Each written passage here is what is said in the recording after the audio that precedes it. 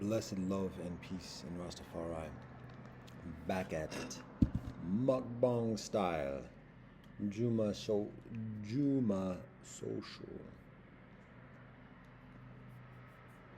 Prayers conducted. Blessings recited. All thanks and praise. So, a couple addenda to the recent jointers. That's a signal of the transfer. That's the sound of the transfer.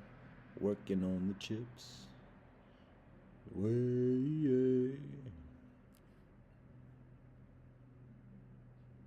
So we just do eject.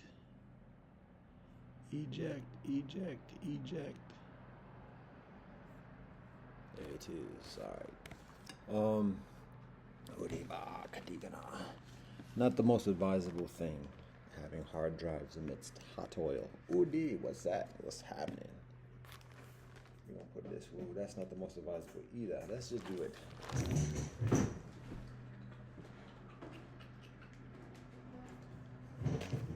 Alright, so yes, addenda. And then that what happened was two things particularly.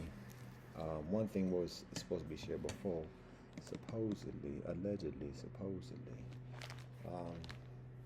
One that has to do with a scenario, somewhat of an ethical, kind of like case study kind of situation kind of thing for discussion. That's a question. I mentioned in one of these recent joints about posing a question or whatever.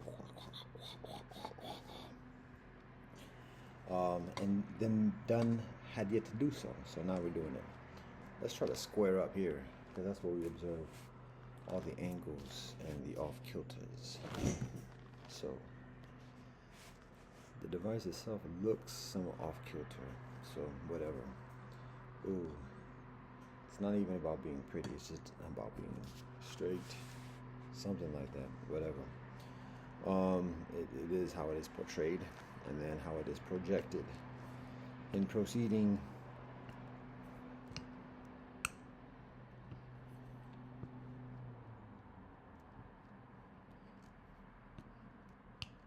paths of progeny.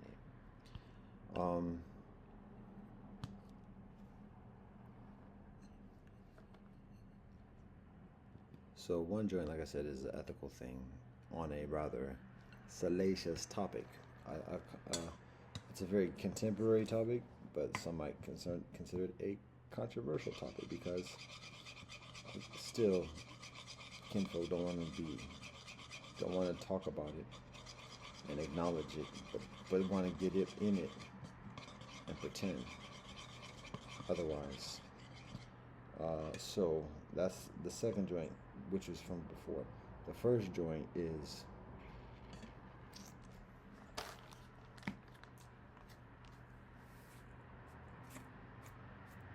solutions.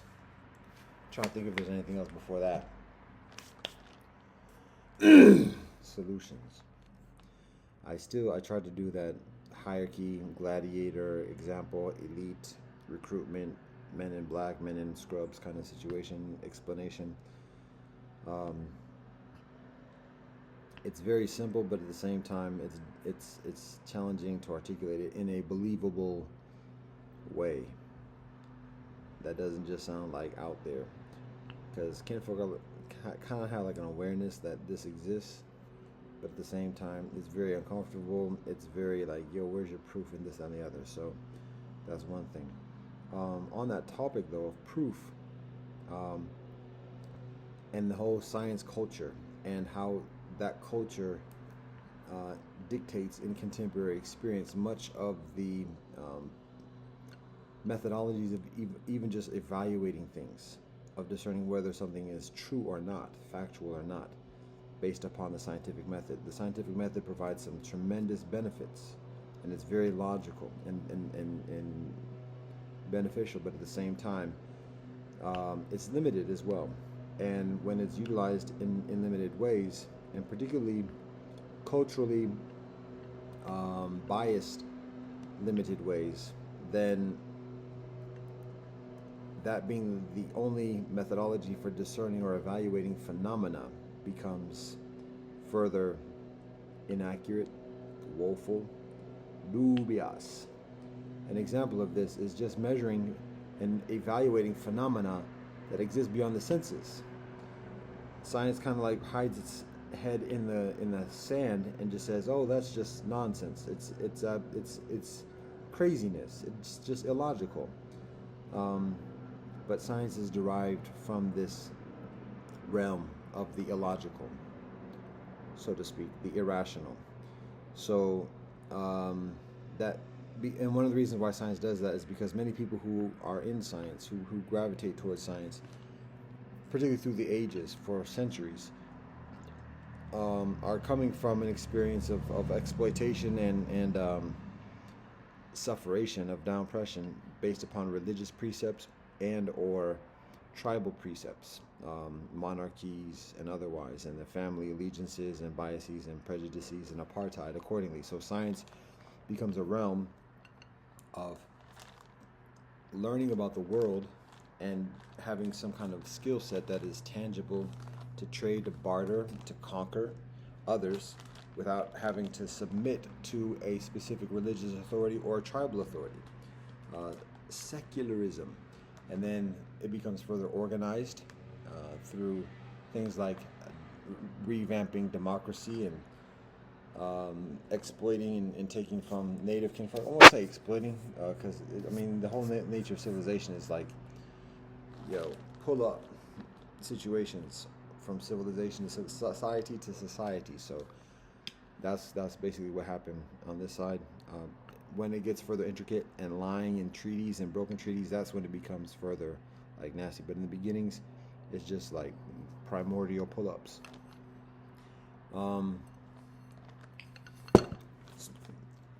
I done got some storage and then got all the time in the world and everything else to just like release the mind.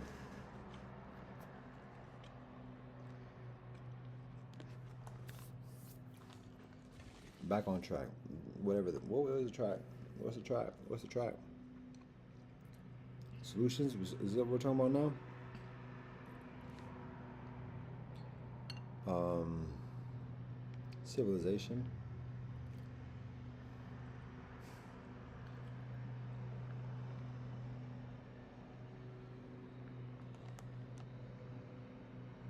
That's what we're taking out of there.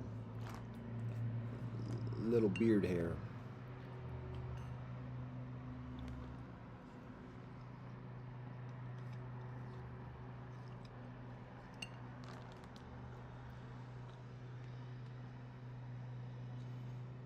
Let's just go into the second drum, solutions. Whatever I was talking about just a second ago, we're gonna let that be for the moment. Just solutions. As I'm about to go into solutions, I'm trying to remember what I was talking about. Continue on solutions.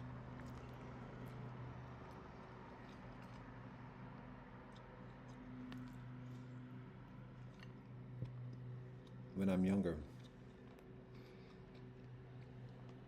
what is observed about myself, what is mentioned about myself, what is valued about myself is eventually, when I get enough knowledge about how things work, even as youngsters, we tend to exhibit some of our intrinsic abilities, our God-given gifts, athletic, physical, mental, heart-wise, spiritual. As youngsters, we start to exhibit evidence of these skills. I was talking about science, hiding from the spiritual, and that undoing the credibility of science even in the earthly, and how it explains things and it suggests things. Also, just very quick, recognizing the doctors, as much as knowledge doctors have, recognizing the knowledge that doctors have by and large is derived from nasty things: death, torture, and sufferation through dissection at early stages, middle school, high school, university, cadavers, experimenting and molesting dead bodies, learning physiology, anatomy, and otherwise from this, to experimentation on animals, nasty experiments causing nasty suffering, keeping in cages, rats, mice. Oh, who cares about that anyways? Somebody does. Experiments on all types of animals, experiments on plants, experiments on people, to the point of nasty things. You don't, nasty. Going on right now. There's things that get revealed and exposed, and then that's just like the tip of the iceberg. And what is so insidious about it is that there are things that are learned in those experiments. The Nazis, and additionally, there are things that are learned by causing torture and death and extreme, long pain, by injecting diseases and practicing chemical weaponry and biological warfare on people. There are things that are learned, and there are benefits that are gleaned from that. Oh, if we do this, then we get this. Embryonic cell, stem cell research, literally having children to be donors, organ donors. Well, anyways, so science does a lot of nasty stuff. There's further something along these lines about the experimentation. And people benefit from it, and so people don't want to look at it, people don't want to call it out, because doctors are powerful. Doctors have a knowledge about people's cells that they don't even know about themselves, because they've let it go. They've let that intuitive knowledge about health and well-being that deers know about themselves, that birds know about themselves, but people have forgotten because we eat what tastes nice and what's on sale and what the brand names are. That gets us in the door. All right.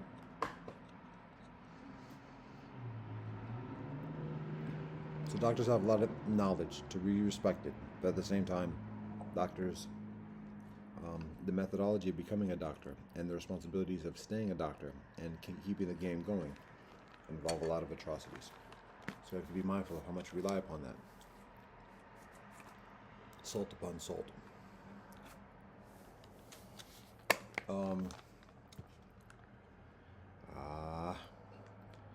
So that's part of science too. So science, again, like I said, has establishes this effective sanctuary where it gets some kind of like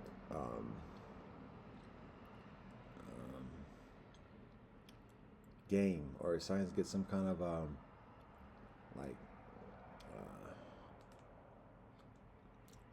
seat at the table at the world affairs, without bowing down to a religious authority, without bowing down to a familial lineage or otherwise. And so it has a certain amount of sovereignty, but at the same time doesn't have a lot of knowledge about how to be a sovereign. And so, but at the same time, is doing nice things that everybody else wants and everybody's willing to pay. Nobody else knows how to do. So science has its comeuppance. LGBTQ attaches itself to that at this moment. However, there are limits to science. There are limits to the mathematics. There are limits to the benefits. Just like there's limits to the governance. And at some point, science has to deal with the things that science doesn't understand, that science wants to pretend doesn't exist, and otherwise. We're talking about heaven, we're talking about spirits, demons, and all those other things that have comparatively less evidence, earthly evidence, yet at the same time billions of people believe in and practice, and many have some type of proficiency and relationship with these phenomena. So on that topic of the other realms, I was listening to, again, the Grim Frost in references of Valhalla.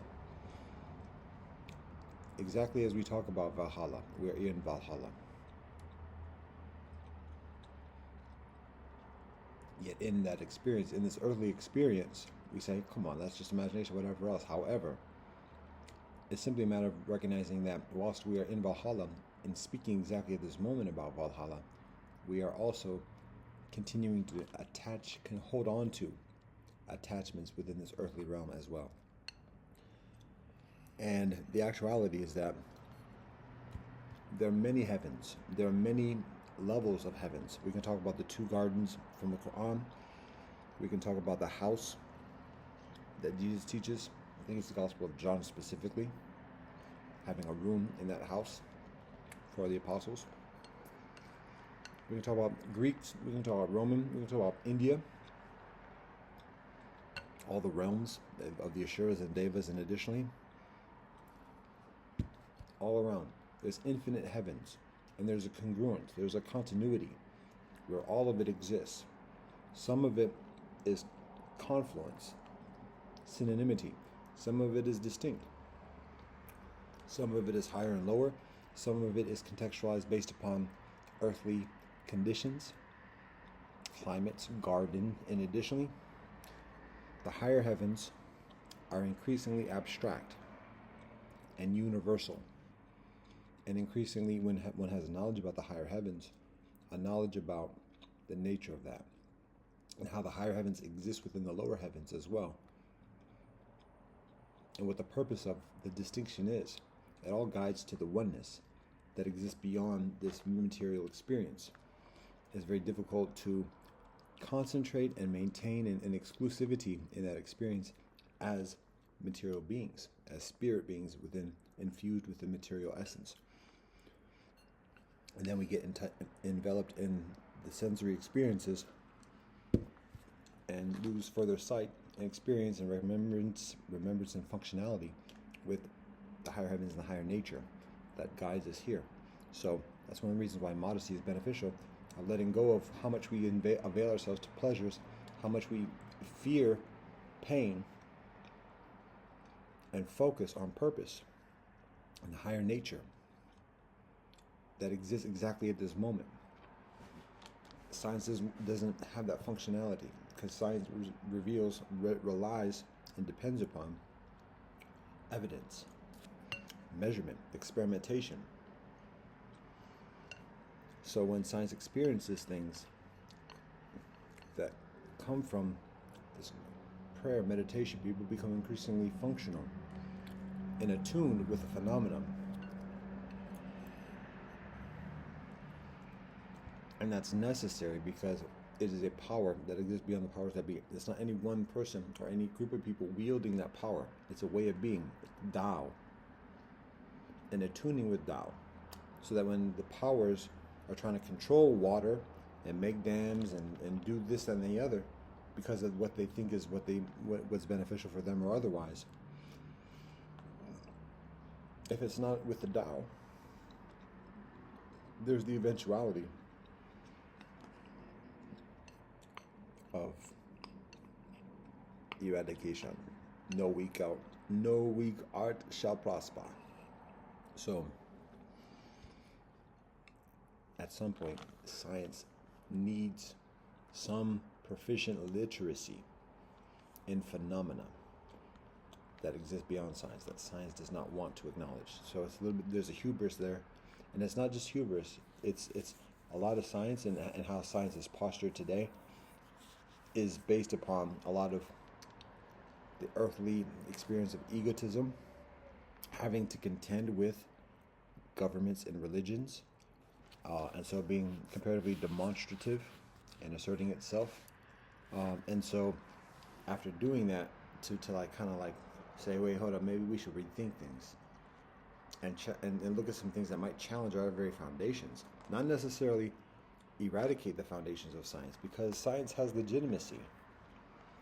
The powers that we're talking about in terms of the spiritual and heavenly manifest science. So there's legitimacy and purpose within science, but it's where it becomes, the practitioners of science become increasingly entrenched within ego and the the myopic belligerence of refusing of acknowledging phenomena outside of that, that it alienates itself from the human experience itself, from people on the ground, from the proletariat, however we want to describe the ordinary kinfolk who do recognize, yo, there are miracles. There is a heaven. There is something beyond this life. So, now that being said, a lot of people who do have that literacy tend to have just a very specific literacy about one's own tradition, about what the teachings are and the guidance and the relationship, interaction, prayer, meditation, communication, mantras.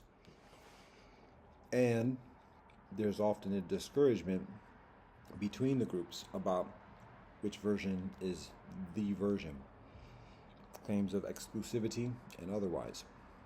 And thus, the earthly competitions and antagonisms, rivalries, are attached to heavenly rivalries, and those heavenly rivalries are the middle heavens.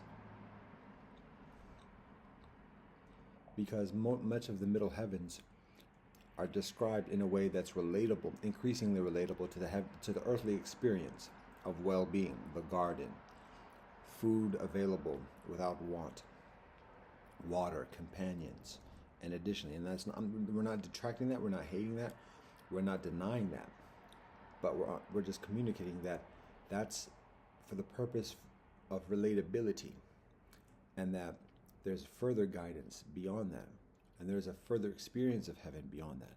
Because ultimately, when we're talking about Allah, when we're talking about Elohim, and additionally recognize God has no needs. God does not need to eat. What is there the need for a garden when there's no need to eat? No need to breathe, no need to drink, no need to sleep. That's very difficult to fathom in a palpable, ongoing way in this earthly experience. So in saying that, it kind of just goes past many people often. So in sharing some of the experience of heaven, that's increasingly like that, remembering those experiences of sanctuary and comfort.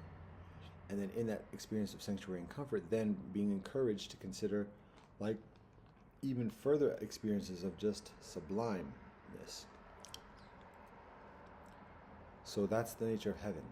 And it's not negating any of the heaven, and it's not necessarily a hierarchy of what's better or worse than. It's a continuing path. And definitely anybody who has this knowledge is also taught not to put obstacles in other people's way in that path, whatever they're on. If somebody has knowledge about heaven and the heavenly law and way, and see somebody else who has a different joint, rather than condemning that person and telling them that they're false and need to repent and conform to whatever that other person is doing, it's a matter of genuinely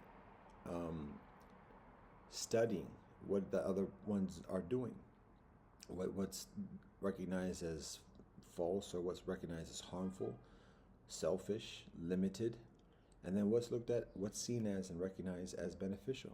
Because in soliciting or even commanding somebody to let go of what they're already doing, you have to recognize, amidst whatever is found as disagreeable or otherwise, they're doing something right, and you are soliciting that person to let go of that something right.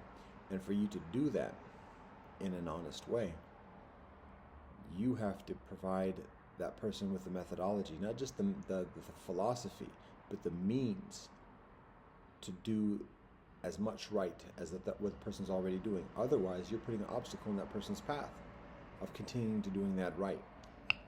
And that person may not come at you for that, but we all have to answer for everything that we do. Well, that's one of the reasons why we're very hesitant. We don't go out telling people what they should believe or everything else like that. We call out people's harms, what people are causing harm to others, to nature, to our relations. But particularly when it comes to beliefs of the heavens, to recognize that it's all approximation. There's no need for words. thought. So even when it comes to the blasphemy of the suggestion of denying the oneness of God,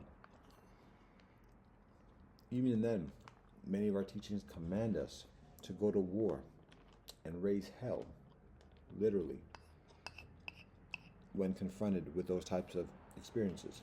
However, we also have teachings that teach us to understand what's going on and to provide a prescription to within ourselves to have a further understanding of what's going on. We know within ourselves there's only one God. That's what it is. When we see people who are proclaiming something different, it's a matter of understanding what's going on.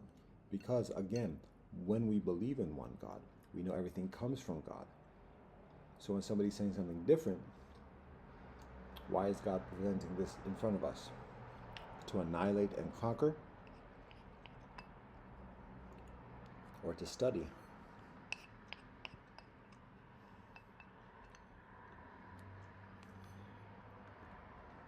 Yes, there's temptation with women and losing ways and stuff and such like that. Who's that on though?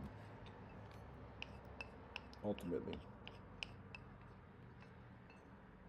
So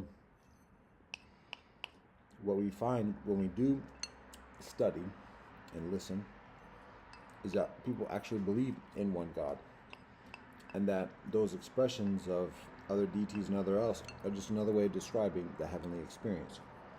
Whether it's the pantheon of within ancient Greek beliefs, ancient Roman beliefs, Nordic, African, indigenous, and otherwise. Understand that these are descriptions of relationship with heaven. And angels exist. Angels have names. Angels have stories. Angels, celestial beings, live at this moment in the celestial realm in a celestial way. And the things that people talk about as being deities and otherwise are properly understood as celestial beings that exist in accordance with one God.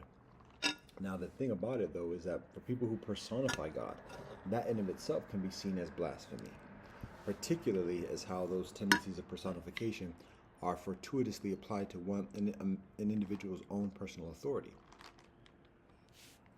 either explicitly or subliminally. And right there, that's exactly against the teachings, and that warrants the same kind of response of warfare and annihilation against oneself for doing that.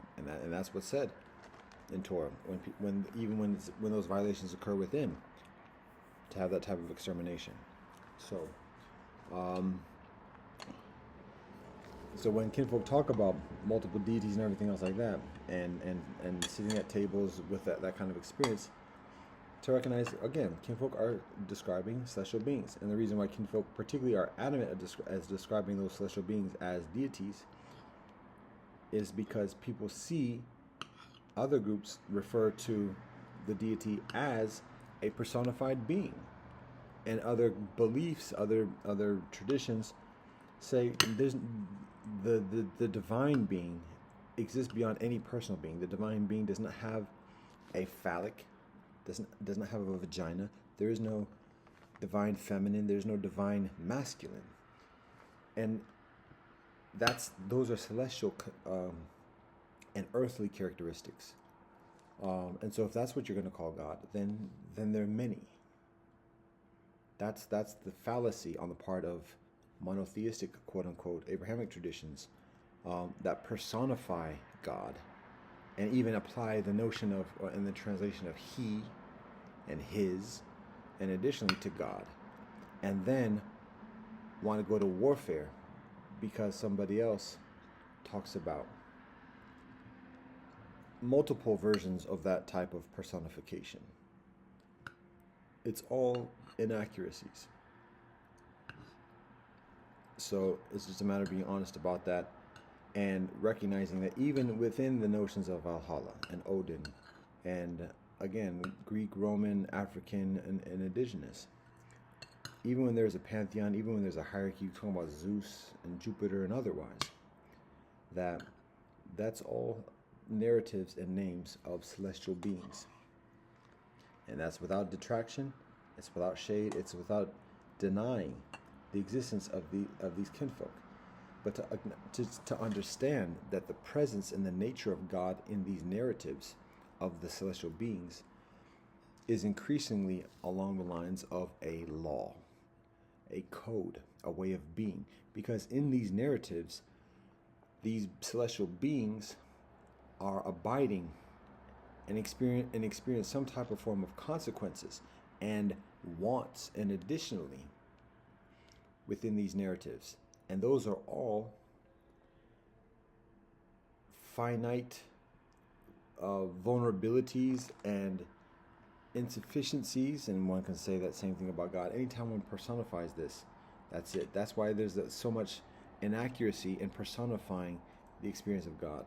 That's why, again, Tao is increasingly accurate in many ways, but for some it's not as, it don't hit the same way for some. We can talk about Creator. That's increasingly proximate. So, what am I doing this for?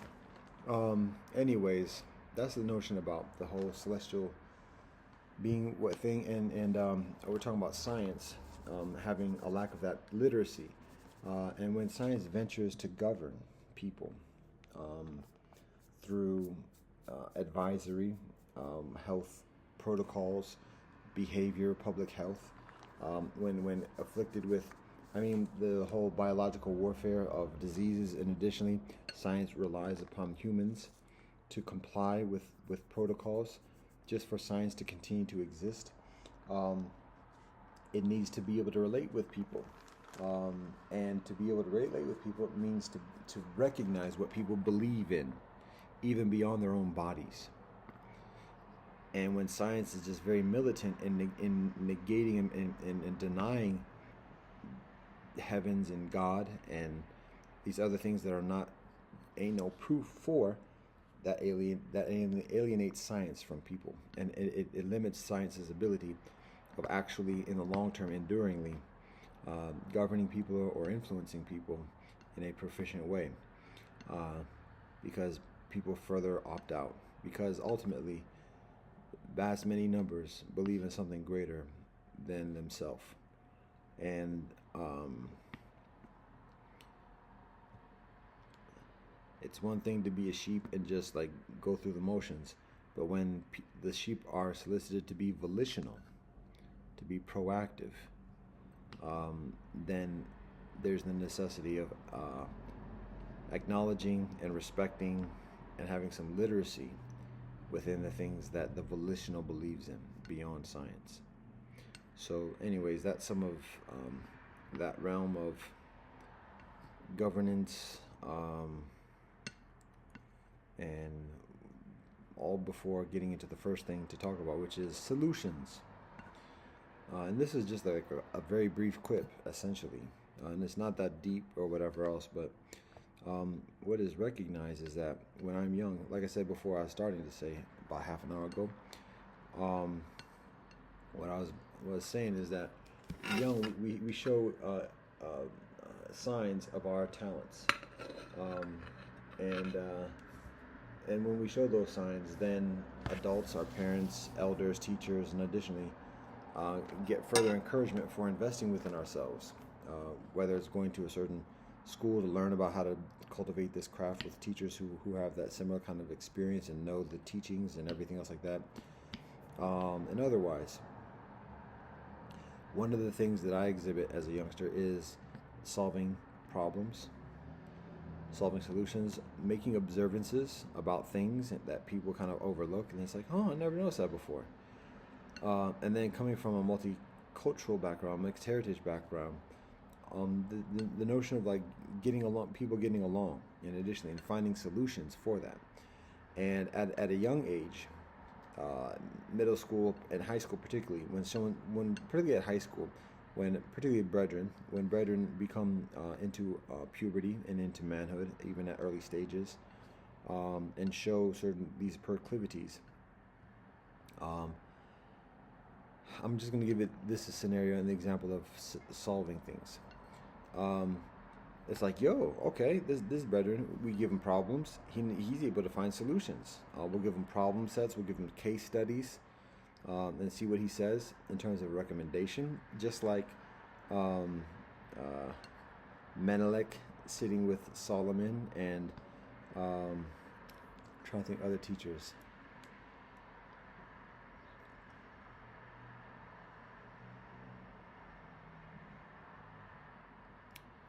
There are narratives within, I think it's the Upanishads. No, it's the Digha Nikaya of the prince as a youngster sitting next to his father, the king, listening to cases, and then the prince giving an opinion, and people being impressed with the wisdom from the child, being able to discern a fair judgment based upon the dispute between people. That's something that I share in terms of like low key, but genuine. As a youth, particularly as from high school age, just like, oh, he's got these solutions, and people appreciating it, being impressed by it, and then me getting opportunities at university, graduate school, and additionally, particularly at graduate school, and I get motivated. I'm like, oh, yeah, I get confident, like I'm being valued for being able to think these things out and everything. People come up to me, ask me about their situations and for advice and stuff like that. So, and it's low key because I'm very awkward. I'm overweight, particularly during high school. I don't go to any parties. I'm not on any like popular this, that, and the other. So my exposure to people and people like knowing who I am and what I do and what I share is low key because that's what it needs to be in many cases. So it wasn't like everybody just coming out all over the place trying to holler at me, because I wasn't trying to be out there and people weren't trying to have me out there like that. My parents, and additionally, eventually in that low-key methodology, further and further people learn. I get introduced to further and further bosses who appreciate what I share. I get further and further opportunities, invites, support, sponsorship, teaching, and I progress. However, here's the thing. What I eventually learn and experience is that, I said a blessing already.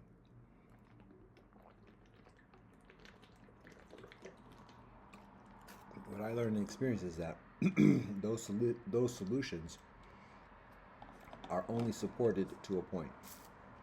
And to be honest, like the solutions that I provide become too expensive for many of the initial leadership and people who support me. Like they say, like, yo, no, this better, and I articulate those type of want or ambitions of like going on to other bigger schools, bigger markets, whatever else.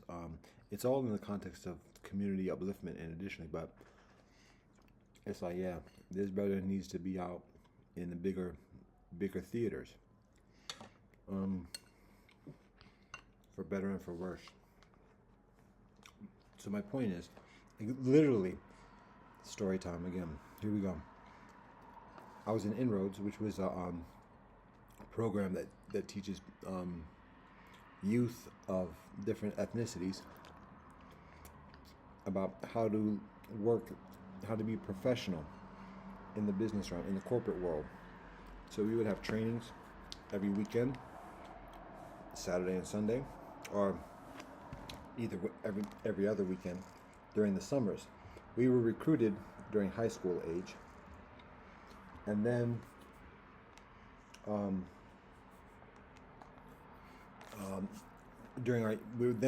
we'd have to go through interviews and be actually hired by a corporation for a 4-year internship during our university years. So we have a 4-year internship if we maintained our criteria.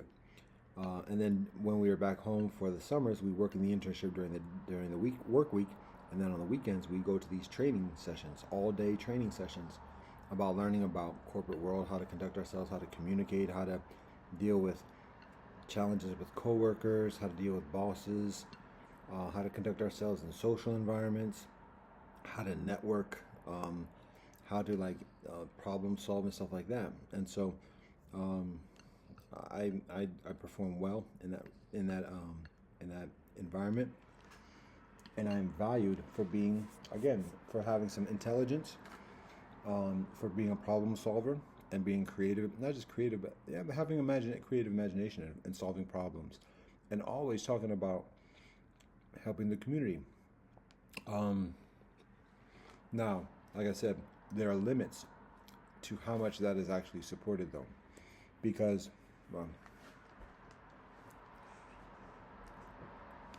the story time here is that I completed that program now, and actually, whilst I'm in the program, I had like invitations to do other programs and leave that program, and that was conflictory because like this program like looked out for me since high school, so I'm like, yeah, I'm gonna stay with this program. The thing about it though is that the program, part of like the agreement is that after completing the 4 years, if the person is provided an offer from the company, that the person is supposed to take it and work for the company because the company put forth the investment in that person for the 4 years.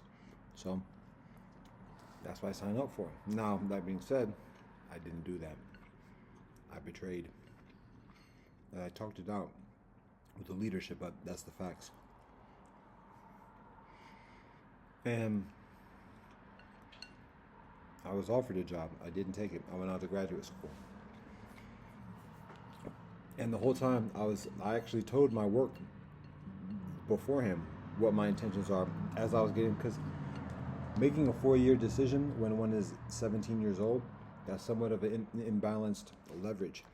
And there ain't no excuses. I went back on my word. But at the same time, it shouldn't have been those type of absolute conditions. So, I'm now indicting myself as I was just trying to share a story. The point is that, and actually, this actually factors into it. So I went to graduate school right here in the Cuyahoga area. Very lucrative opportunity. Traveled abroad, studied in England, got an MBA in 1 year, right after undergrad. Very distinctive, a very strong credential at that time.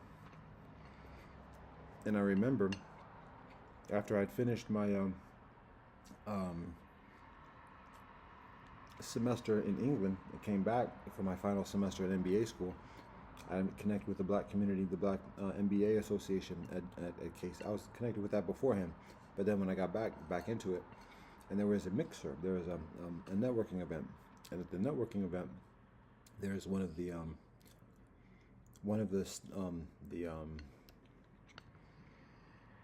all-stars of the Inroads program, he was like one of the marquee speakers in the training sessions.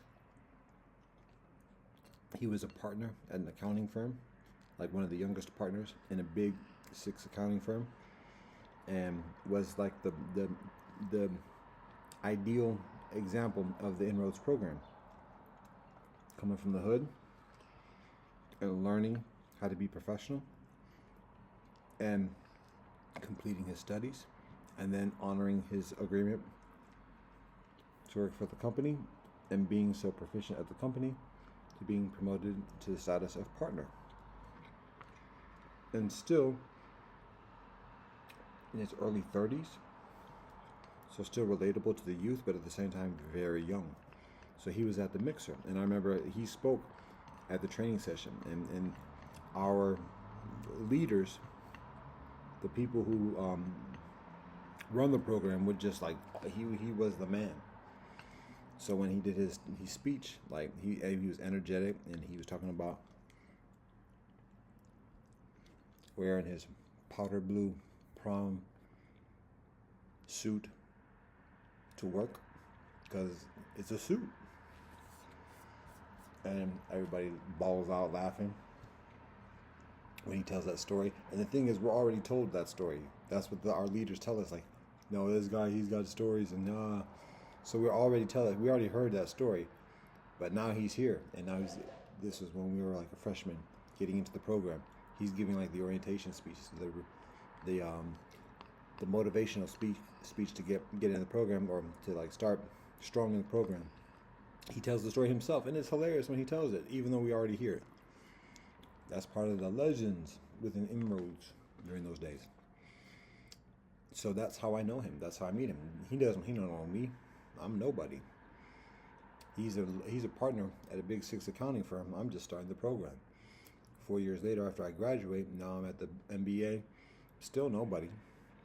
But some of the classmates I have don't want to see that and start pumping me up, saying, "Oh, this is Peter. He got his MBA. He's graduating this year. He just got it 1 year. He just came back from England." And again, mind you, there weren't too many black people or people of African ancestry, not like us, who were studying overseas. So that was a very distinctive thing. 30 years ago, 25 years ago. So my classmates are like, "Hype, yo, Peter, he doing things." Not only that, I got accepted into law school at that point at Georgetown, so I was on my way to Georgetown. So now, oh, he doing things, he's making moves, da da da da da. And when we're at that networking event, that's what some of the kinfolk are talking about. And I'm not trying to be all this and the other. I'm just trying to graduate, because seriously, I was hurting at that point. But anyways, when I meet the brethren and he's hearing like what kinfolk are sharing, and like all the accolades, whatever else, he just looks at me and says, "Looks like you're pricing yourself out of the market." I was just like, wow, that felt like shade. And my point being is that, and I mean, don't mean no shade back. And I mean, it's actually a factual statement, because all those types of credentials and everything else like that, it commands a high price for salary, and also sustainability, to like those contacts and everything else like that. It's a different lifestyle, and it requires a lot of upkeep, a lot of maintenance. It's high maintenance, and so, anyways, my point for that is that what I experience in being able to share solutions of receiving problems eventually, obviously, getting like at the professional level, it's less a matter of like general problems about community and society. It becomes increasingly problems about a company. What should a company do? How do you know that? And it becomes further detailed, knowing like what the ins and outs are of the company, and how that works. But even then, still, my mindset isn't limited to a company experience. It's law. It's society still. And so because of that, like, there aren't black businesses who have the utilization of that type of problem solving skill. Ain't any black cities, ain't any black counties or state governments that have those needs of how to govern a people. At the best, at the biggest, even to this day, at the biggest there is are entrepreneurs, black businesses, most of whom don't have education, don't have higher education, because that's antithetical to the kind of autonomy, mental autonomy, to be a black business owner. That's at best, and the kind of skill sets those kinfolk require is very practical: tax, investment, land, employment, and negotiations, and things like that, rather than societal policy and law and stuff like that.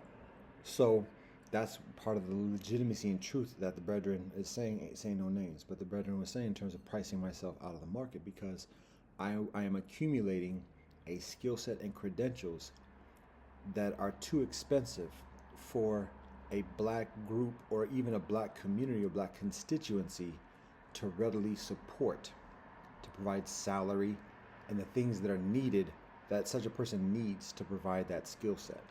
It becomes something that only big companies can afford, that big governments can afford. And so to this day, 25 years later, that's facts. Tough as it is, that's facts. What he said was facts. It's shade, but it's facts. So that's part of what I'm saying now, because what I learned further is that indeed, when one gets into those echelons, there are fewer and fewer black organizations that have a need and have the ability to support somebody. The closest thing I found to that effect is Trans-Africa Forum, Randall Robinson, who is still doing something that's Afrocentric in a strong, genuine. It still wasn't.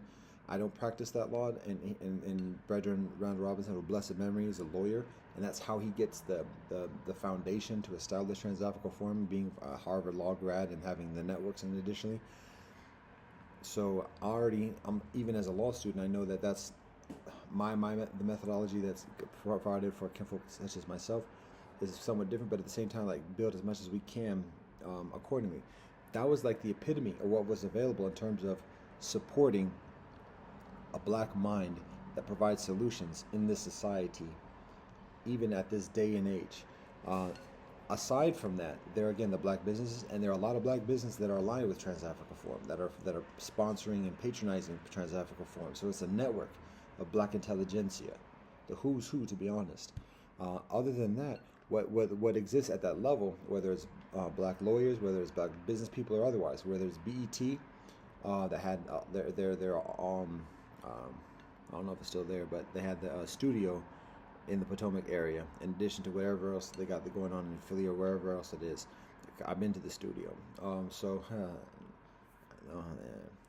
There's networks and there's relations, so it's a one close knit community. HBCUs. Once you get into that realm, like the HBCUs, the alumni, the bourgeoisie, whether formal or informal, through fraternity, sororities, again, credentials of universities, alumni from private schools and Jack and Jill and all these other affiliations. I mean, eventually, like, the black kinfolk who are doing things at that level of like BETs and other things, it's a close-knit circle. Spike Lee, all the like big things, that's 25 years ago. Today, there's a lot of the assimilation thing has taken a toll. So there are a lot of like handpickedness within the experience. And amidst the handpickedness, then there's a lot of like reactionary militancy. And anyways, 25 years ago,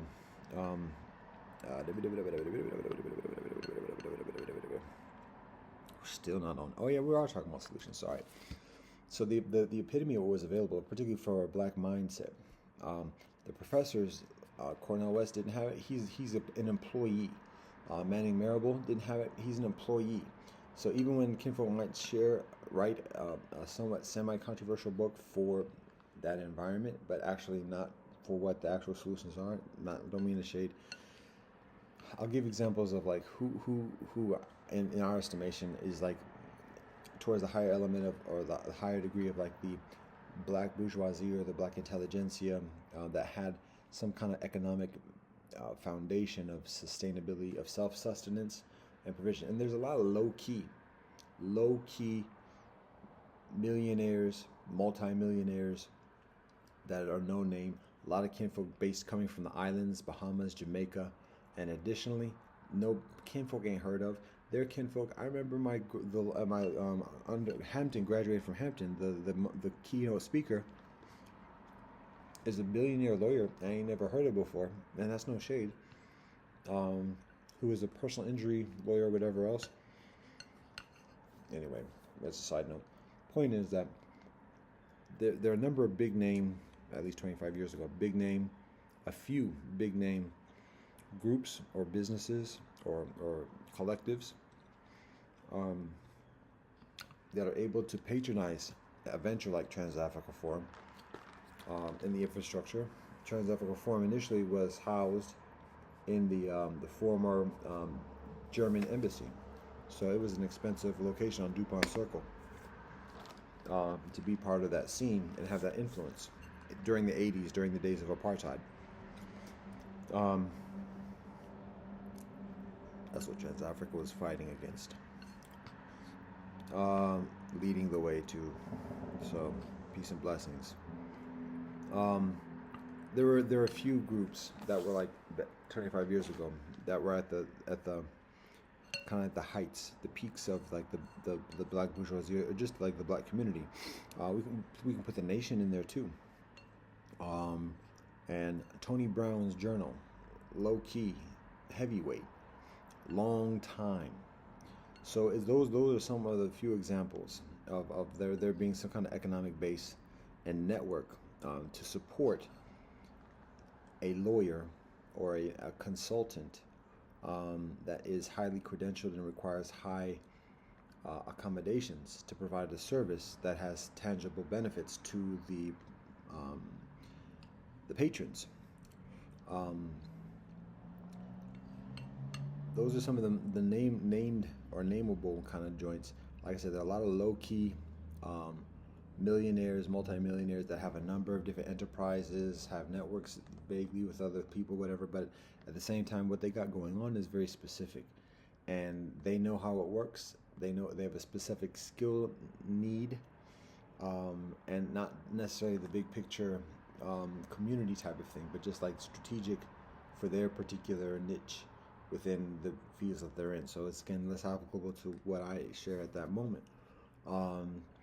And then there are a lot of other kinfolk that are like at the million mark, and $1 million is just one measurement, but that type of influence.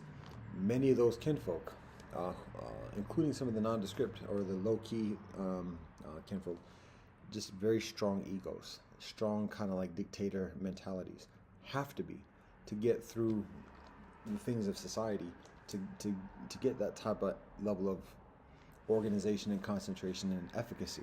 So it's difficult to work with some kinfolk who just have a set mindset, and if that kinfolk is not on the all together type of thing, and it's just like, yo, make money, get it done, and we want to do it as righteous as possible, but yo, we're on that make money thing.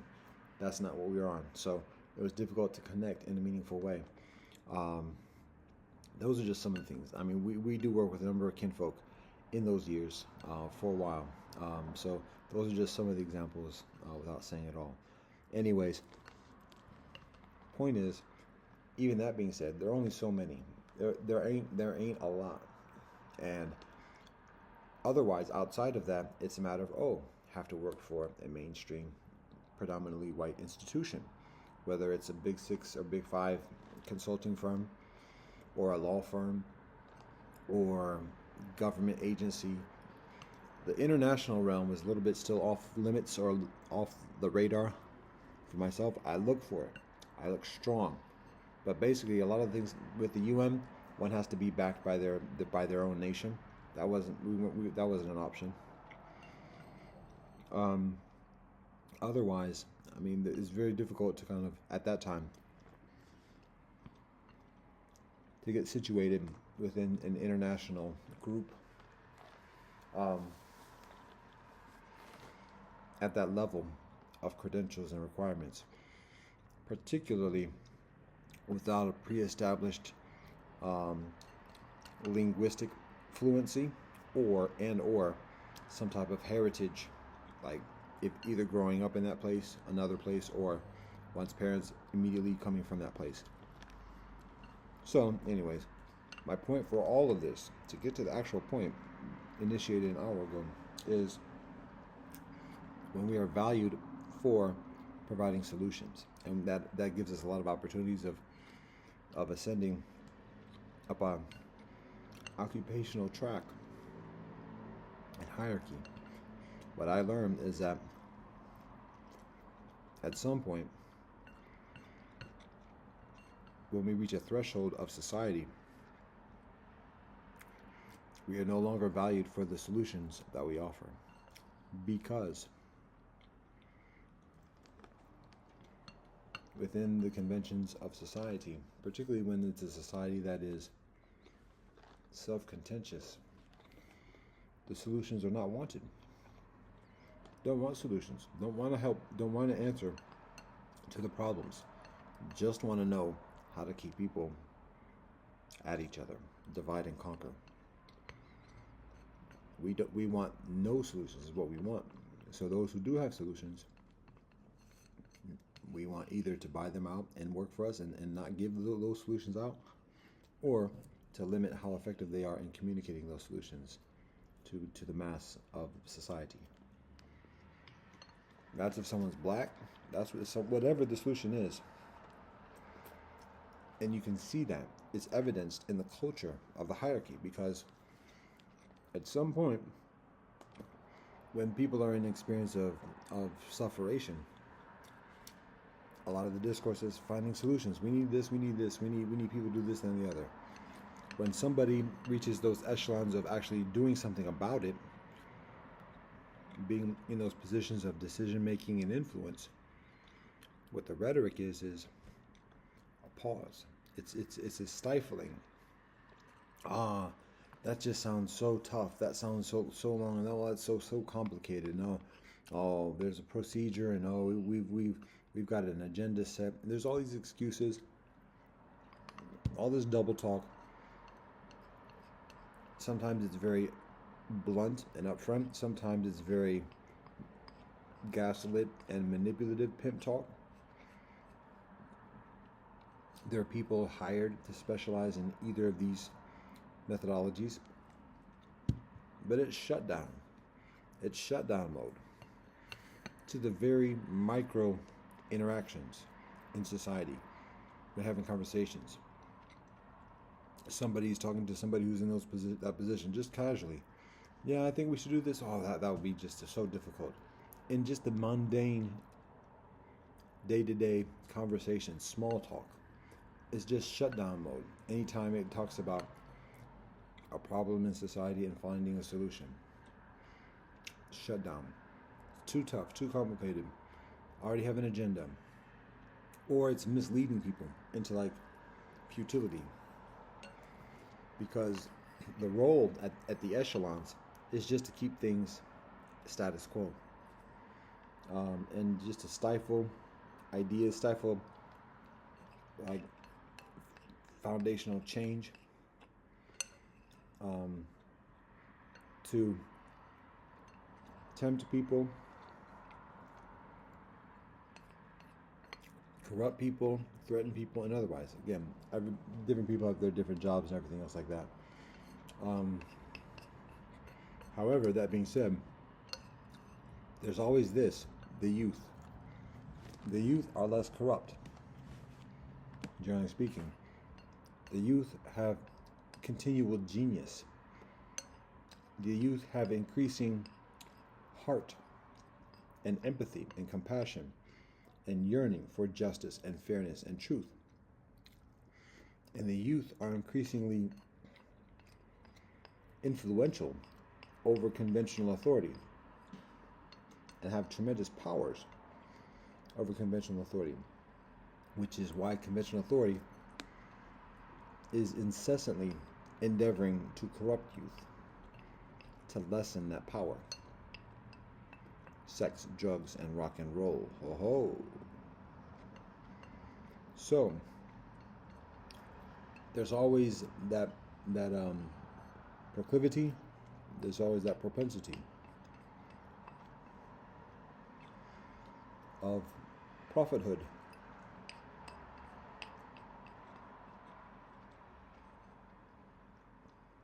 Amidst the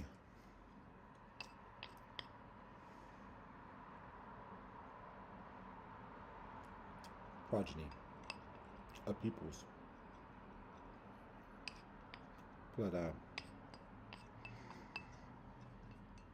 that's one of the frustrations that I have, is that, and the thing that I'm valued for, that I value significantly with myself as a youth, eventually learning, and ain't nobody tell me this too tough, but just eventually learning, like, yo, after a while, at some point of rising through the ranks, that same exact thing is actually not valued. It's actually perceived as a liability and a threat. And all the propaganda that is communicated before to encourage the attainment of those skills, getting degrees and everything, playing the game, to cultivate that skill and practice it in life,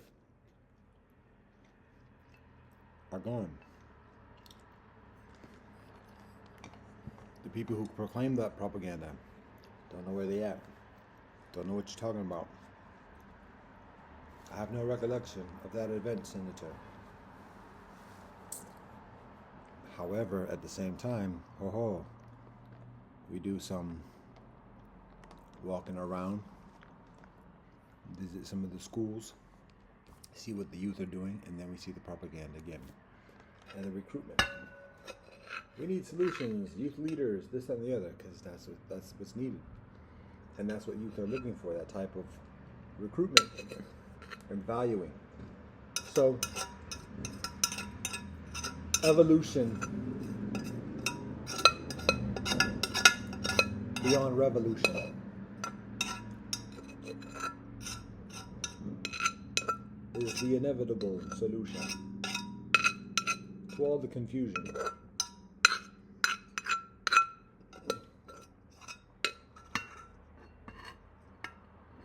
Of something else that ends with Zhuzhun. That's the first thing to share. I think that's the gist of it. That's much of it. That's an hour of it, so that's enough.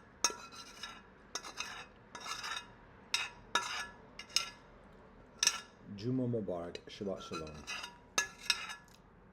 Paryushan. Oh, I'm eating during Paryushan. I'm on record now. This is the 9th day of Paryushan. My observance, to be honest, is very poor across the board in my spiritual path. So I have to acknowledge that. It just occurs to me. I'm going to continue to finish the meal. I'm going to continue, God willing, to conclude this joint. But I have just told on myself. So I'm being honest about that.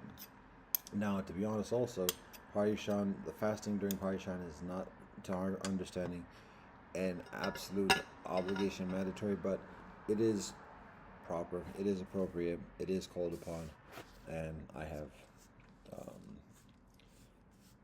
been derelict in fulfilling that duty. So I have further atonement to perform. And we are in that process of strengthening the discipline, including utilization of this device, because that influences things, and ain't nobody else's fault but my own. But we do have to recognize causal factors, influences, and otherwise. This is one. One of the solutions we're working on is already the one once a week is very helpful. We find that helpful.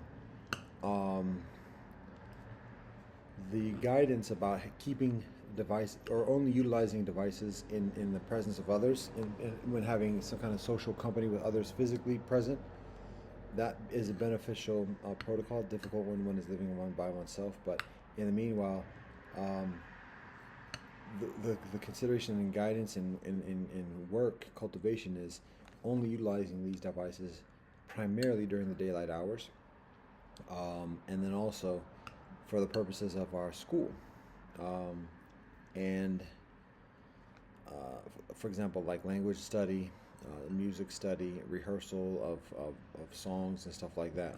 It's difficult to just categorically renounce and not utilize it because of the functionality and the unique functionality that is difficult to replace in communicating with people in distant locations. So, distant locations.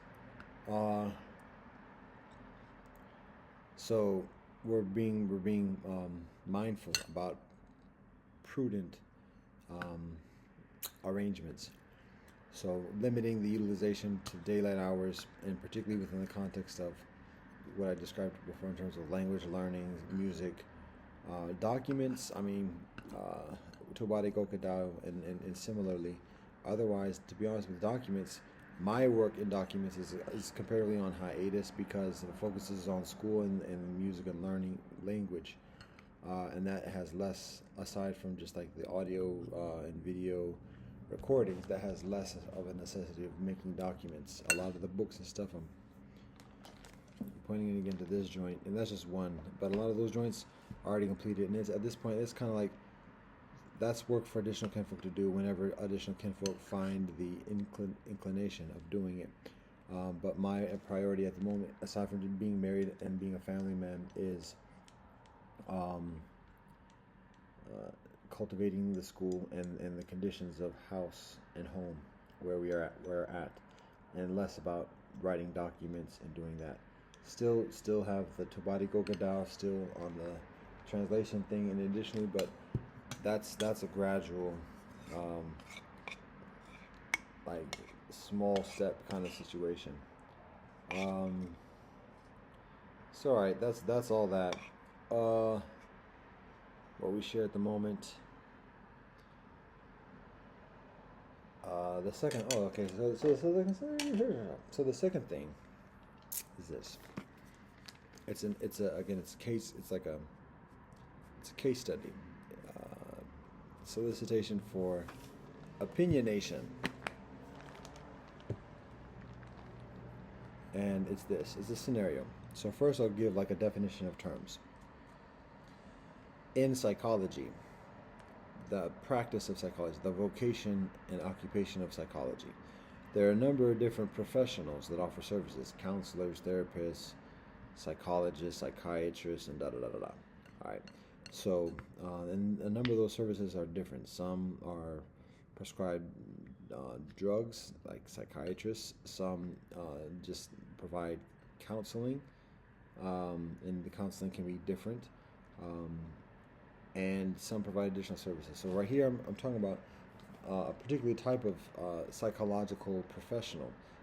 But to give a further description of what the psychological professional actually is, because it seems fewer people are familiar. I know for myself, I have less familiarity with what this particular psychologist or psychological professional does, distinctive from other types of psychological professionals. But I'll give you the basic description as it's shared with me. The type of psychological professional we're talking about here is an analyst.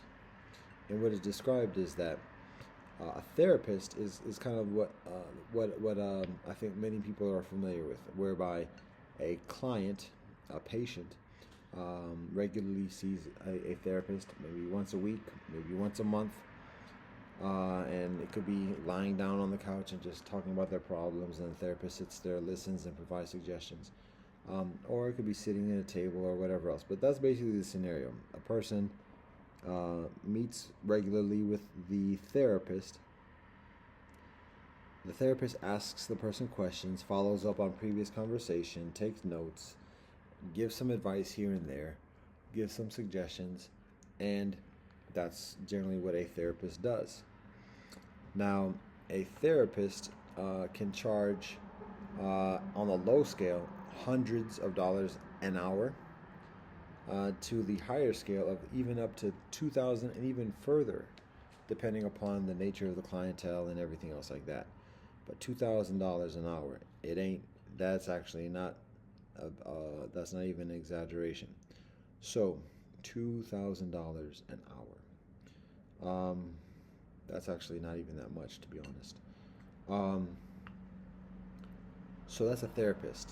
Now, what an analyst does, as it's described to myself and ourselves, what an analyst does is similar to a therapist. Similar situation. A client goes and sits on a couch, lies on a couch, sits at a table, but basically, the patient talks about the patient's life and just talks and vents, releases frustration or whatever else, and the analyst doesn't say anything. The analyst just sits there and listens. At the end of the session, the analyst might provide a few words of suggestion after the session. Maybe not. But the point is, where the therapist intercedes, asks questions, takes notes, and provides suggestions, the analyst might take notes, but the analyst primarily just listens and doesn't suggest anything. And it's an opportunity for the patient just to vent, not to be judged, even subliminally, through responsive questions that might seem kind of like accusatory or otherwise. No questions, just listen. And many people on this earth need a listening ear, just somebody to listen, somebody who's intelligent, who has some knowledge about ourselves, maybe even some semblance of caring about ourselves, but just listens and lets us voice these things like this right here. Oh, is this the analyst right here? Voice these things and get it off our chest. Let us experience less stress than otherwise, and might share a word in response or otherwise afterwards. And that is an analyst. And the analyst can charge the same rates as a therapist does, $2,000 and upwards an hour, easy.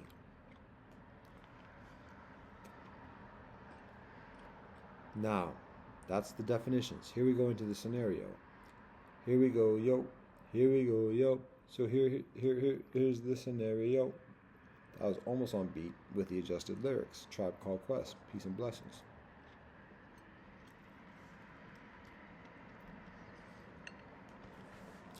Hey yo, Bo knows this, what? And Bo knows that, what? But Bo don't know jack, what? Because Bo can't rap. But what do you know? The Dig Dog is first off the bat. No batteries included and no strings attached.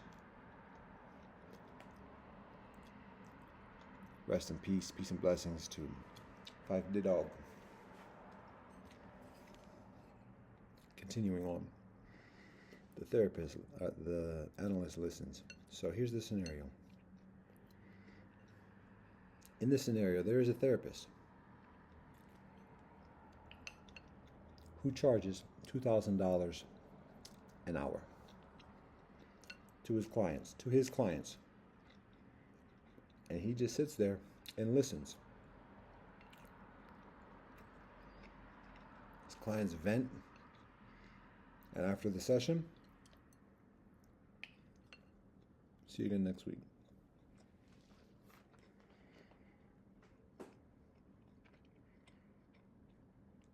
$2,000. You can see the receptionist on your way out. We don't accept insurance. That's the analyst. There's another person in this scenario, and that other person is a young sister. And it just so happens to be she is an OnlyFans model.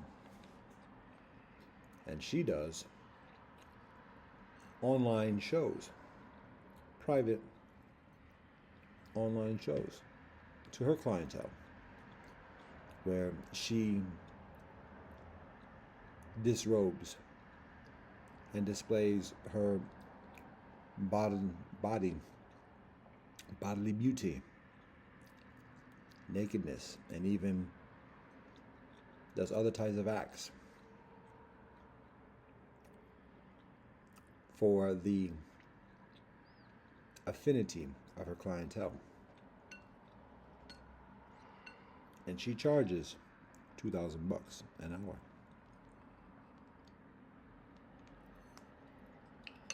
So in this scenario, somehow, some way, who's to say? In this scenario, I got grease stains all over the book. It's like a fingerprint just from a minute ago. Somehow, some way, the analyst, the professional $2,000 an hour analyst,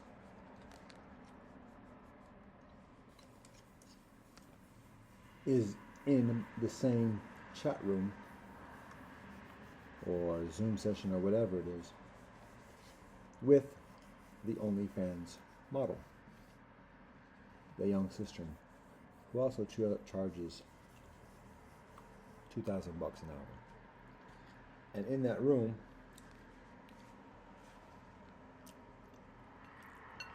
the analyst watches and listens to the young sister, and the young sister disrobes, shows her bodily beauty, and does other types of acts for the affection of her affinity of her audience, And that's that. Now, the question is, who pays who for what in that session? That might sound comical, humorous. That might sound suspiciously inquisitive. That might sound stupid and ignorant. It's all the above. It's legitimate, though. It's actually very legitimate. It's a very beneficial question, and there's uncertainty about that answer. But it's a simple hypothesis. There ain't no hypothesis, to be honest, but the basic question in that is, who is wanting of the other's service further? One can easily and immediately say, oh, the analyst, come on, he's the one who should pay her. He's the one who wants to watch her get naked and do whatever else to herself and everything else like that. There ain't no question about it. He's her John. However, at the same time, and to be honest, to the same degree, it is said she should pay him. He is offering his peace of mind, his listening ear, giving her attention in a less predatory way than the conditions around herself. He is offering his listening for her to communicate in the way that she is guided, compelled, inclined to do. He intrinsically offers solutions and guidance, even without saying anything. Understand the nature of communication. In the mind meld that's going on in that process. She is the same exact benefit that somebody gains by sitting and talking about their problems, and that analyst not saying anything, is the same service that the Cicerone is receiving by him watching. Now, that's a very simplified version of it, because, and it's particularly to point out that actuality, that it's not just a one-way street, that the way women are compensated is through being provided attention, and to recognize the fuller and further comprehensive nature of the exchange. Now, that being said, there are some leanings about who is further responsible, culpable, accountable, and otherwise in that scenario, based on those facts, just the simplicity of those facts. So,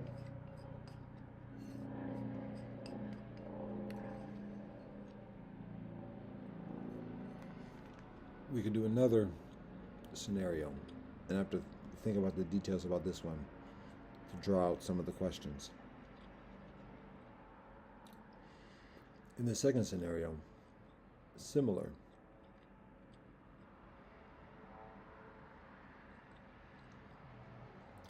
Let's say in this scenario,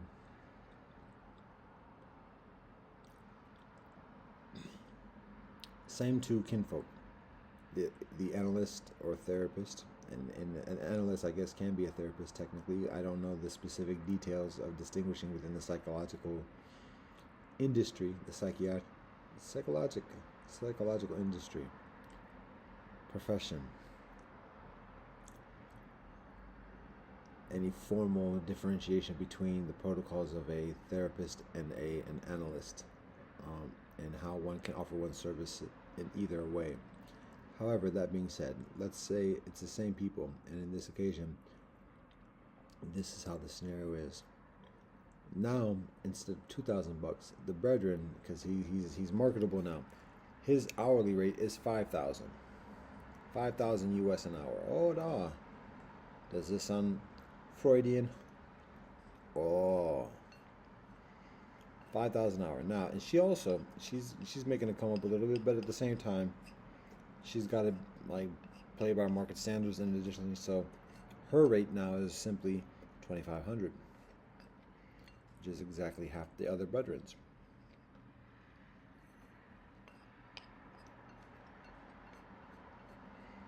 In this scenario,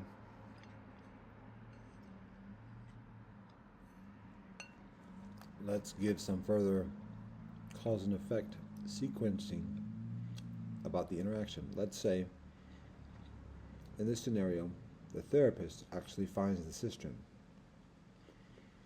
Maybe he sees an advertisement, here's a suggestion, he sees an interview, and notices her, and thinks like he has an idea of like, he hears something about what she communicates about her life or whatever in the interview or whatever it is, and so he sends her a message about whatever. And this sounds so shady. I'm actually going into like the nature of like relationships today, what the standards and the expectations are, how people are funneled into these unhealthy scenarios, and how difficult it is to resist it. But in the meanwhile, even just talking like this is just like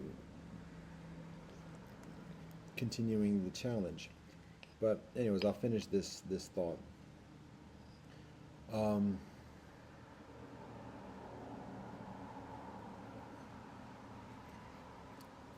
He reaches out, communicates with her.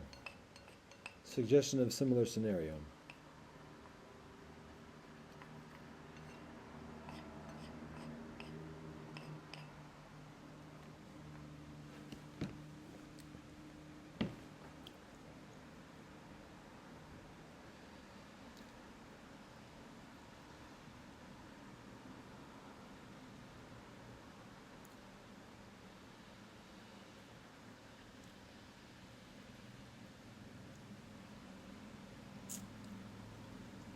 I'm trying to think of like the details that would like delineate in a clear way the questions being posited explicitly. And it's essentially the same scenario. And who is providing the service to the other? And in that described sequence, one can say, well, the male analyst therapist is initiating the communication and showing his interest of receiving the services that the cistern provides. So it should be him that pays her fees for the exchange. However, at the same time, the argument in an existential way is she, by going to do that interview, is communicating and soliciting the services of therapy and listening. And he is responding to that.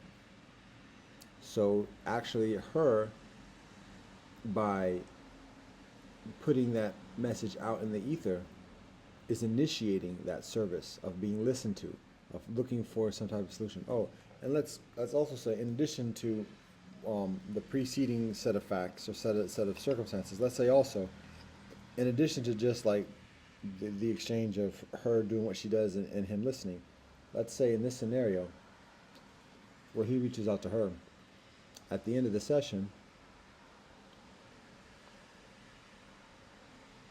he offers advice. He offers some suggestions about what she can do to genuinely help herself out of the situation, to be further employable or further to utilize her accumulated material wealth in a way that is increasingly sustainable, how she can take care of her children at that moment, be independent from other people who are manipulative, pimps and otherwise, gangsters, how to find calmness within herself so that she's not as vulnerable and easily manipulated emotionally, how to do some breathing exercises, how to do some meditation, how to look into some of her religious background, her heritage of her parents and her forebears, and to find some strength in relationship and stability and rootedness in her ancestry. He gives her some of this advice during the consultation. after the consultation, let's say. So now she has some tangible guidance to continue on after that session to help her in life, genuinely. So, in that scenario, who owes what to who and why?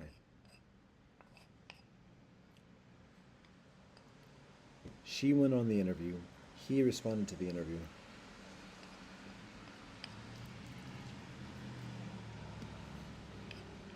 She responds to his response and agrees to have a session.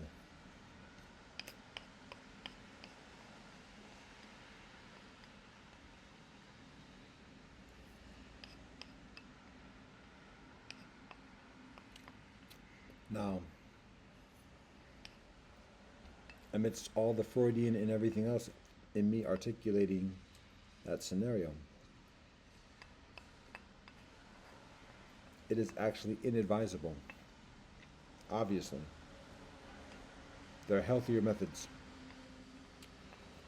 that don't require her to remove her clothes and exploit herself sexually, and that don't require him to avail himself to the unhealthy sexual stimulation of somebody who's not committed to him and raising his seed in this life. So, for me or anyone else, any other brethren, to strategize this is strategizing self-annihilation. And it's inadvisable. It's one thing to succumb to temptation and immediacy without thinking about it, without planning for it or whatever else. And it's not an excuse, but that's one thing. It's another thing to actually think. And the thought that would go into planning for building house, stabilizing conditions at the home front, and making the environment further welcome for a wife to arrive and be in genuine relationship, a helpmate in this universe. The thought that can be applied to that being applied to how to connect with an OnlyFans model and arrange something.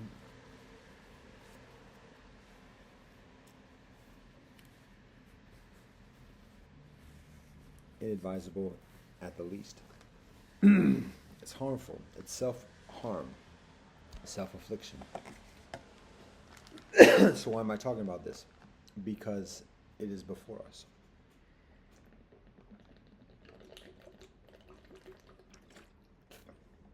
It is part of that, the conditions of bullying and corruption and gatekeeping concerning healthy ways of cultivating a relationship by making the conditions for people gathering together in a healthy way, in a regular healthy way, extremely challenging within contemporary society, at least within the United States. And cultivating relationships and marriages, and additionally, that are traditional and healthy and loyal and all that other stuff.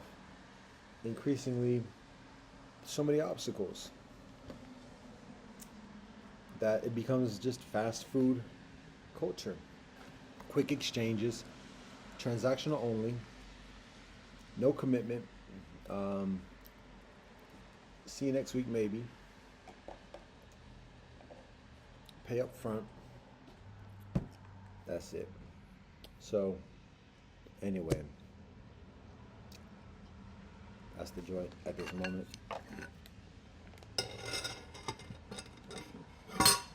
Ain't the easiest, but that's what it is.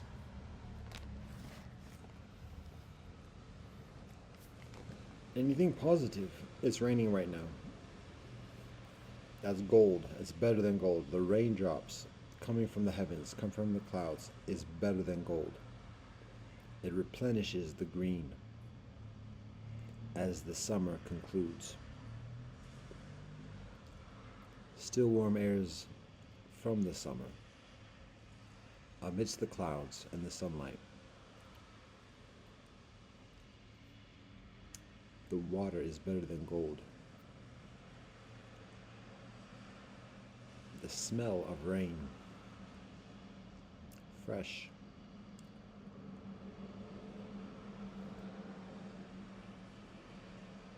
The green medicine of plants, like soaking.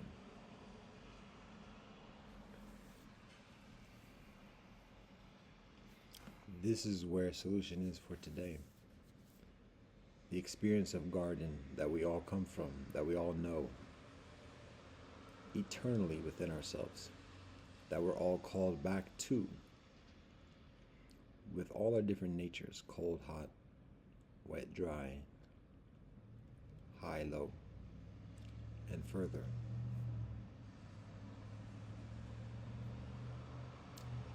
The earthly gardens where we find peace, sanctuary, homeostasis, tranquility.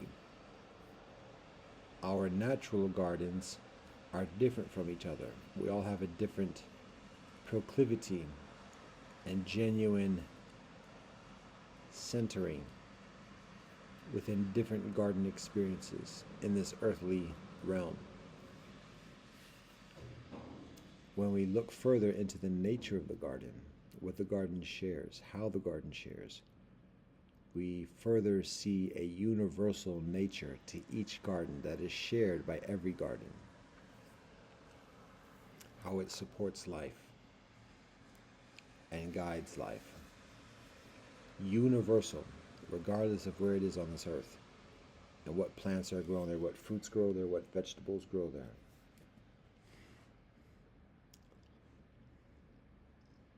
We all have that within ourselves at this very moment. That knowledge about the garden. And that knowledge about the garden brings us closer to the knowledge of heaven that is also eternal within us. And that knowledge of heaven attunes us with the highest power and our highest purpose that guides us within the garden.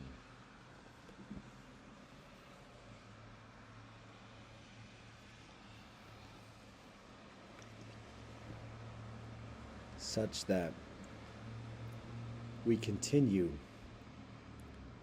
with these universal characteristics of peace and compassion, honesty,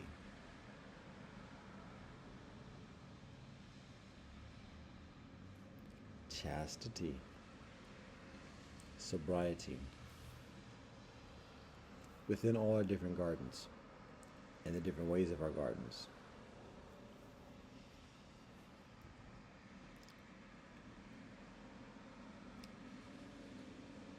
We arrive at that stage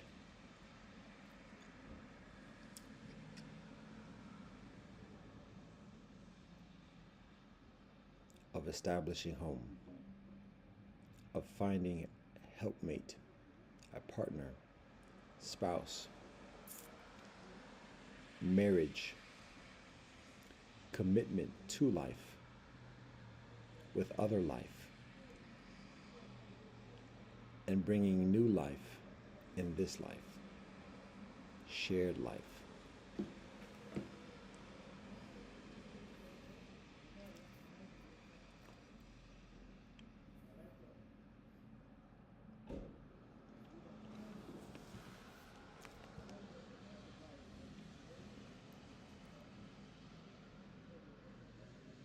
In this mindset, what we consider at this moment, in this region of the earth, is where it is prudent for us to plant fruit trees, literally. Where do we experience a proficient degree of peace and support with locals, to invest ourselves in planting fruit trees, pears, apples, cherries, whatever the fruit tree is of that region, bananas, pineapples, mangoes, dates, olives, pomegranates, figs, trees. Planting the trees is an investment for many years that provides returns for many years by the grace of the Most High. So when we talk about allyship and joint projects and joint ventures, and additionally, that might be for a month, that might be for a semester, that might be for a year. When we talk about planting fruit trees, that's for life. That's a significant investment. It's not necessarily a big monetary investment. Trees, you can buy trees. That ain't no thing, generally speaking. You might even be able to find some land, an abandoned lot, an agreement with the municipality. And additionally, the question, the consideration is what is done once those trees are planted. What guarantees do you have with the community of having access to those trees ongoing for the rest of your life, and even for your progeny, for future generations? It's easier to do a tree planting initiative and just plant trees in different locations, in different communities, and not have a commitment to it, and the community not having accountability of allowing or ensuring ongoing relationship between those initiative organizers and the actual trees to continue in that. Communities might have less of a proclivity in ensuring and guaranteeing the support for that ongoing relationship. But people might not care much more because it's a tree, it don't mean whatever. But when it's a fruit tree, and part of the nature and purpose and experience of the fruit tree is returning and receiving the fruits of that tree year in and year out, there is an increasing onus on a community, a municipality, of saying, okay, if you plant this tree here, you can have continual access to it, and your children too. What municipality is willing to do that in a convincing way? That's not going to be 3 years, 4 years, 5 years, 10 years down the road. Oh, that was our predecessor. We don't have any recollection about that. Nah, you can't do it. Nah, here. It's different. It's a different scene today, homie. This ain't it. It's too much of that. It's too much of a susceptibility of that to trust, to make that investment at this moment. So where can we? Where are we supported in that way? Where are we welcome genuinely to have that kind of confidence of being able to maintain direct relationship and interaction with the fruit trees that we plant?